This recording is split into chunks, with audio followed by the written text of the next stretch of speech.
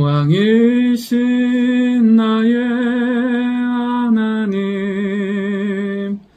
내가 주를 높이고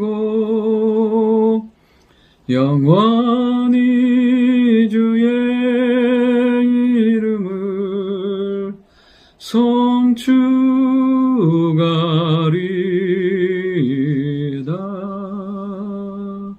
아멘. 하나님 말씀 예레미야 50장 1절부터 16절까지의 말씀입니다. 오늘은 바벨론의 심판으로 하나님의 심판의 메시지가 마무리되는 것을 보게 됩니다. 우리가 이 심판을 통해서 유다와 이스라엘과 이 열방들의 심판을 통해서 알 수 있는 것은 무엇이냐면 하나님 앞에서 온전한 사람, 의인은 하나도 없다는 것입니다. 그 누가요? 오직 예수 그리스도의 부활과 그 십자가의 공로가, 십자가의 은혜가 우리를 구원하고 우리를 새롭게 한다는 사실입니다. 어떤 상황에서든지 하나님이 주시는 그 구원의 확신, 믿음의 능력으로 살아가는 우리가 되어야 될 줄 믿습니다. 오늘 첫 번째는 죄가 망하게 한다는 것입니다. 하나님은 바벨론을 강하게 하셔서 들어 사용하십니다. 이스라엘, 유다를 징계하시고 열방들을 점령하시고 우상들을 무너뜨리시며 하나님의 나라를 세워가기 위해서 도구로 사용하시는 것을 보게 됩니다. 그러니까 은혜 가운데 사용받은 거죠. 참 보면 자격과 조건이 아는데 사용받는 경우들이 있어요. 이렇게 특별한 하나님의 은혜 가운데 살게 될 때 해야 될 것은 무엇이냐면 겸손히 엎드리는 겁니다. 그것이 내 힘으로 된 것이 아니기 때문에. 그러니까 참 보면 고난 가운데 사람이 참 겸손해지고 하나님을 붙들기 쉬운데 은혜와 축복 가운데 겸손히 은혜의 보좌 앞에 나가기는 참 어렵다는 거예요. 오늘도 우리 안에 어떠한 상황 가운데서도 믿음과 신앙이 변치 아니하고 우리의 삶의 주권자 되신, 우리의 삶의 주관자 되신 하나님 앞에 나아가는 은혜가 있기를 원합니다. 바벨론은 그 은혜 가운데 했던 게 뭐냐면 방탕한 거예요. 우상 숭배하고 죄 짓는 거였죠. 1절부터 3절까지 내용이 그 내용이에요. 많은 은혜를 베푸셨는데 방탕이에요.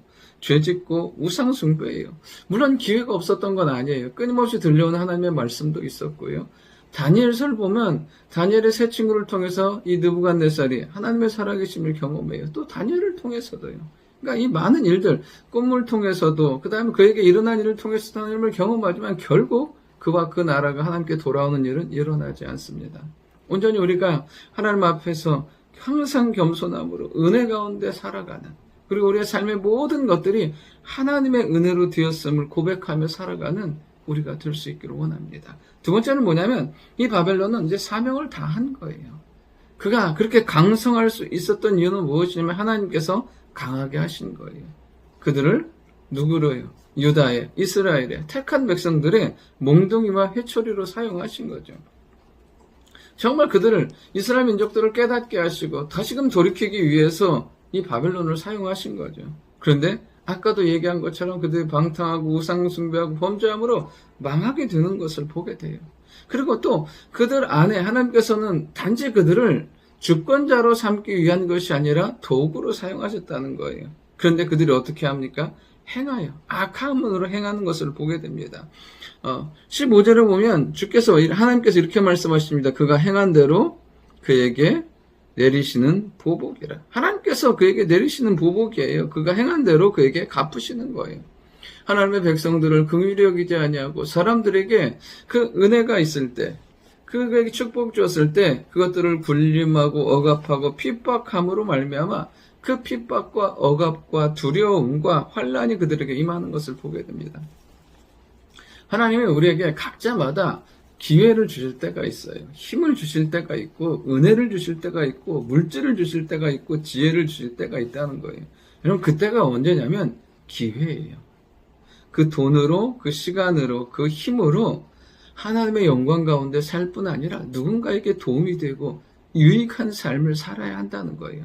그 돈이, 그 건강이, 그 시간이, 그 힘이 영원할 것 같죠? 아니에요. 잠깐 머물다가요. 잠깐 머물다가는 그 시간과 돈과 상황 가운데서 우리가 해야 될 것은 무엇이냐면 그것을 기회로 삼아서 하나님께 영광 돌리는 삶을 살 뿐 아니라 선을 베푸는 것, 믿음의 선한 역사를 위해서 나누고 세워가는 거죠. 정말 우리가 알아야 될 건 뭐냐면 그건 내 삶의 축복으로 내게 머물러 버리면 그때부터 우리를 무너지게 해요. 반드시 그것이 기회고 사명으로 깨달아서 하나님 앞에서 그리고 사람들을 유익하게 하는데 하나님의 나라를 세우는데 사용받는 우리가 되어야 될 줄 믿습니다. 마지막 세 번째는 뭐냐면 하나님은 여호와의 백성을 회복시킨다는 것입니다. 4절에 보면 여호와의 말씀이니라 그날 그때 이스라엘 자손이 돌아오며 하나님께서 이스라엘 백성들을 돌아오게 하는 거예요. 언제 바벨론이 무너질 때. 사실 이것은 예레미야를 통해서 이미 말씀하신 거예요. 70년 지나면 돌아오겠다고 형벌의 때가 마치면 돌아오게 하겠다고. 그러니까 하나님의 그 연단의 과정 가운데 해야 될 건 뭐냐면 그 돌아오는 과정 가운데 해야 될 건 뭐냐면 믿음의 회복, 신앙의 회복, 말씀의 회복, 능력의 회복이 있어야 되는 거죠. 하나님 그 과정을 왜 주셨는데요?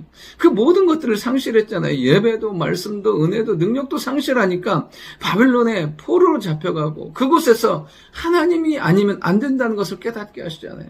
우리 안에 주신 시간들을 통해서 무엇을 회복해야 되냐면 믿음이 회복돼야 되고 말씀이 회복돼야 되는 거죠. 그들은 어떻게 하냐면 유다 자손도 이스라엘도 돌아오면서 뭐냐면 하나님께 구하는 기도하는 인생이 되고 5절에 보면 그들이 그 얼굴을 시온으로 향하여 그 길을 부르며 말하기를 너희는 오라 잊을 수 없는 영원한 언약으로 여호와와 연합하라 하리라.